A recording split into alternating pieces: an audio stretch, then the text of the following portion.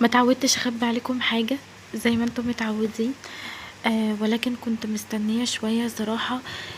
لما اتعود عليه كده واشتغل معاه شغل شقة فعلا، وبعد كده نقول لكم تجربتي. بس من كتر الاسئلة اللي بتجيني قررت بقى ان انا هرد عليكم وهقول لكم يعني الحقيقة. انا هقول الصراحة في الفيديو ده، ويمكن كلامي هيبقى هو لاني اكيد من ضمن الفيديوهات والروتينات بتاعتي انتوا سمعتوا الكلام ده مني قبل كده. فالمهم يا اخواتي، عايزاكم تحطوا لايكات كتير ده مبدئيا، وتشيروا الفيديو في كل مكان، ولو انت جديدة يا ست الكل تشتركي في القناة وتفعلي زرار الجرس عشان يوصلك زغروطة من قناتي اشعار بكل لايف او بوست او فيديو جديد بمشيئة الله هقدمه معاكي الفترة الجاية. بصي بقى، انا عاوزاكي تشمرك مامك الحلوين وتخلصي اللي وراكي معايا، ايا كان اللي انا بعمله داخل الفيديو انت تشجعي وتنشطي بيه. شغلي الفيديو جنبك كده حتى لو سمعتيه صوت بس، وابتدي اشتغلي. لو وراكي اي حاجه متاخره جهزيها معايا. المهم يا اخواتي، انا سميت بالله كده وقلت يا بت بلاش كسل، قومي جهزي التتبيله الخطيره بتاعتك دي، واستخدمي طبعا الخلاط. على فكره انا كان ممكن استخدم المبشره، بس الخلاط بيبقى اسهل عليا صراحه. فقلت خليني استخدم الخلاط على طول كده، واحط كل البهارات والتوابل وكل حاجة على بعضيها. وبعدين بقى نتبل الفراخ تتبيلة محترمة كده. فبدأت كده، جبت الاول بصلاية وسط. انا لو هعمل فرخة واحدة بستخدم بصلاية واحدة، لو هعمل فرختين بستخدم بصلتين. اكيد فاهميني، طبقوا ده بقى كده على كل حاجة هحطها. المهم يا اخواتي، حطيت بصلاية وسط وفصين توم، قطعتهم كده بالسكينة. وبعد كده ابتديت انزل بالبهارات بتاعتي، ورق لوري، حبهان، كاري، بابريكا، كركم. انا بحط الكركم حاجة بسيطة خالص عشان تعزز اللون بتاعها مش اكتر. وبحط كمان، اللهم صل على النبي، ايه تاني، ممكن واحدة مرقة دجاج مع شوية ملح صغيرين، بس بخلي بالي قوي عشان ما تحدقش مني. تمام كده. وبصل بودر، توم بودر، وشوية شطة طعمها بيبقى حلو قوي بالشطة، ومعلقة عسل كبيرة كده محترمة. و اللهم صل على النبي، ده يا البصل يا التوم، انا مش عارفه هو ايه بالظبط، بس انا حطيت الاتنين، بصل وتوم. وكان عندي مستردة، نزلت كده بمعلقه كبيره برضو. وعندي كاتشب هحط برضو حوالي معلقه او معلقتين كده كبار. وبصراحه كان اول مره اجرب ان انا احط دبس رمان. مش عارفه ليه انا حطيت، بس عادي يعني، هو ما اثرش معايا في حاجه، بس انا مش بحبه قد كده. عايزه اقول لكم بقى بقيه التوابل اللي حطيتها كانت، اللهم صل على النبي، زعتر، و ايه تاني، وشويه صغننين خالص من الكزبره الناشفه. تمام كده. وبنزل بمعلقه او غطا كده من الخل. وبعد كده بنزل بكوبايه زبادي، ونص ليمونه برضو بديها عصره كده. والمفروض حوالي معلقتين او 3 معالق زيت. انا بحب احط قوي عليها زيت زيتون، انا بستخدمه يا بنات في الحاجات اللي هي مشويات وفي صينيه البطاطس عامه. يعني هتلاقوني مش بحط اي مواد دهنيه في صينيه البطاطس غير زيت الزيتون. وفي تتبيله الفراخ برضو نفس النظام، طول ما هو عندي. لو ما عنديش بحط الزيت عادي على فكره، يعني زيت عادي خالص. بدات بقى يا اخواتي امكس كل الكلام الجميل ده مع بعضه كده، واضربه ضربتين محترمين كده في الخلاط، وهنبتدي بقى نشتغل بيها على طول. طبعا اول ما بفتح الغطا بتاع الخلاط بشم ريحة البصل والثوم فجة كده بطريقة مش طبيعية.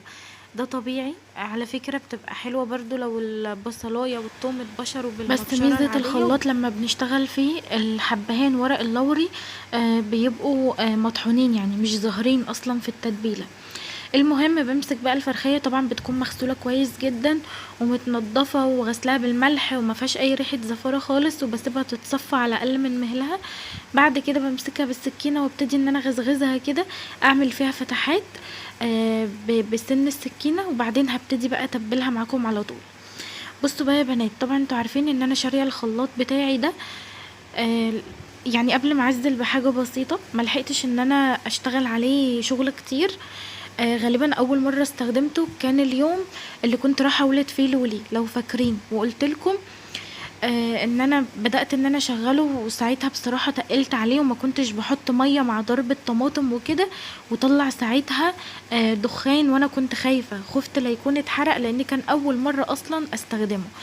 بس الحمد لله لقيته شغال عادي، لان القوة بتاعة الموتور بتاعته شديدة. حتى الترس بتاعه من تحت كنت صورته لكم قبل كده، وان الترس بتاعه حديد. طب يا نور بعد التجربة الخلاط حلو نشتريه ولا مش حلو؟ بصوا انا مش هقدر اكذب عليكم، كل اللي انا هقدر اقوله ان انا شغلي عليه مش تقيل، يعني انتوا شايفين داخل الفيديوهات مش بعمل عليه حاجات برضو اللي هو شغل يومي او شغل يكون فعلا اشغال شقة زي ما هما ما بيقولوا. بس كل الريفيوهات اللي موجودة على الخلاط ده بتقول ان هو كويس جدا، وان ينفع كمان ان هو يعني تطحني فيه ازاز وبتعملي كده فيه حاجات غريبة. اكتر حاجة عملتها فيه وكانت شغلانة صعبة بالنسبة له ان انا استخدمته كمطحنة، لان الخلاط انا جايباه هو كده بس، يعني هو دورق بس، ومعاه كمان قطعة بلاستيك كده، معهوش اي حاجة تاني، يعني هو الدورق بالموتور بس، معهوش ولا اسمها ايه اللهم صل على النبي، ولا مطحنة ولا اي حاجة.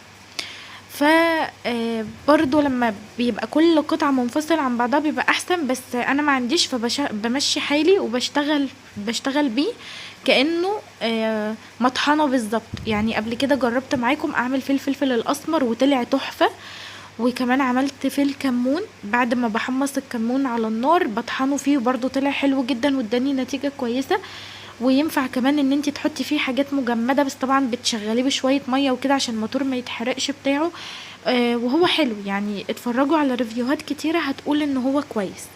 بعد التجربة انا بصراحة شايفة ان هو كويس. بالنسبة لخلاطي القديم، الخلاط القديم بتاعي كان عادي خالص، كان 250 واط، بالنسبة لده ولا اي حاجة، ده في ضربتين 3 بلاقي الدنيا معايا تمام وبينجز لي وقتي، والدرق بتاعه ما شاء الله كمان ساعته كبيرة تقريبا لتر 700، فاحسن كتير من الاولاني اللي كان عندي.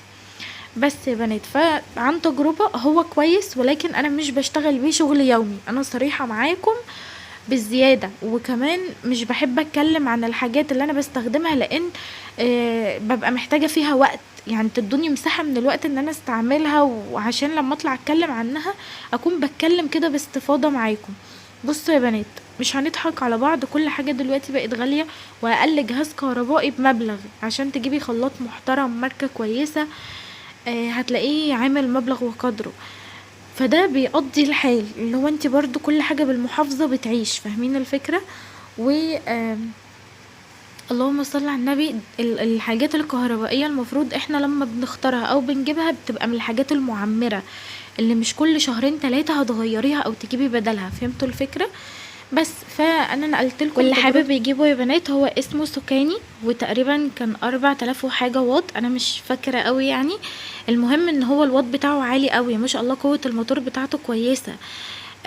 لو قارناه ما بينه مثلا وما بين اللي هو اسمه ايه الفريش والحاجات دي، هتلاقوا طبعا هو بالنسبه لقوه الموتور بتاعته والحاجات دي هيبقى افضل في السعر، يعني لو عملتي مقارنه. المهم انتوا اقعدوا دعبسوا كده ودوروا وشوفوا الانسب ليكم وابتدوا ان انتوا جيبوه، وكل واحد طبعا في الاول في الاخر بيجيب اللي على قده. الخلاط ده انا كنت شارياه كان تقريبا سعره داخل على 800 جنيه او 800 وكسور بسيطة، انا مش متذكرة بالظبط، هو دلوقتي هتلاقوا سعره في حدود 1000 جنيه. طبعا كل حاجة غليت مع الوقت. انا كان نفسي اشتري الخلاط ده ايام ما كان ب400 جنيه، وابو عمر قعد يثبت فيا ويقول لي لا، لغاية اما سعره عدى، يعني بقى الدبل، فاهمين؟ يعني انا كنت هجيبه اول ما نزل كان رخيص، بعديها الحاجة غليت بقى الدبل بالظبط. وبس والله يا اخواتي، يعني حبيت ان انا انقل لكم التجربه بناء على طلبكم. يا رب يكون فيديو النهارده عجبكم، استفدتي مني يا اختي حتى لو بمعلومه بسيطه. ما تنسنيش بقى بدعواتك الجميله وتحطي لايكات كتير. وهقولك بس والله وصلنا مع بعض لاخر الفيديو. طبعا الاكل اللي احنا جهزناه ده هنعينه كده في التلاجة اليوم بعد كده، يعني هنبيته في التتبيله. اما العشوه بتاعتنا النهارده عباره عن ستريبس وبطاطس محمره، وكمان طبق جبنه بالمش والطماطم كده، ويومي يومي على الجميل. سيبكم بقى في حفظ الله ورعايته، مع السلامه.